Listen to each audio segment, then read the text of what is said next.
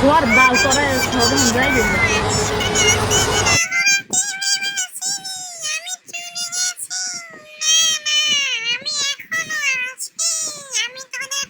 চলো চলো চলো ভাইরা চলো, আজকে অনেক দেরি হয়ে গেছে, না জানি কি হয়।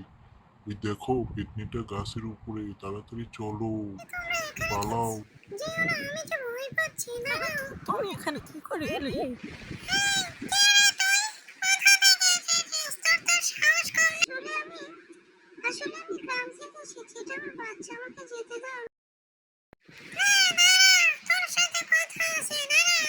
না, যাই বাবু, আজকে অনেক দেরি হয়ে গেছে।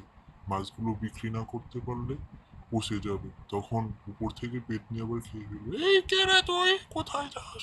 দাঁড়া, কোথায় যাস? চলেন চলেন। কোথায় যাচ্ছ বাপু? আমাকে নিয়ে যাও তোমার সাথে। আমার যে মিঠে বলে না ভয় করে। পুকুরের ভূত দেখো না, কখন জানি আমার সাথে আসে। হ্যাঁ হ্যাঁ চলো। অনেক রাত হয়ে গেছে, আমার অনেক ভয় করছে। এখানে একটু পর অনেক ভূত আছে। শুনেছি এখানে একটা সাদা পেতনি আছে, ওরা নাকি মানুষের মাথা মুন্ডু খায়। তুমি কি ভয় পাও না? হ্যাঁ, যদি ওরা আসে, আমার তো অনেক ভয় করছে। আমি এখানে থাকবো না। চলো চলো, আমরা তাড়াতাড়ি বাসায় ফিরে যাই, না হলে একটু পর ওরা। ও মিঠু, তুমি খামোকাই ভয় পাচ্ছ। শোনো, এখানে কোনো ভূত টুত নাই। পেতনি আসলে আমরা তাদের উল্টো খেয়ে ফেলবো। তুমি খামোকা ভয় করছো। চলো আমরা দুজন একসাথে ব্যায়াম করি।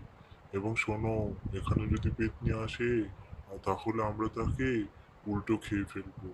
ভয় করো না, উল্টো পেনা নিও না, চুপ থাকো। হ্যাঁ, শোনো, আমি এখানে পেতনিকে ভয় পাই না, বরং পেতনি আমাকে ভয় পায়। ওকে, চুপ থাকো।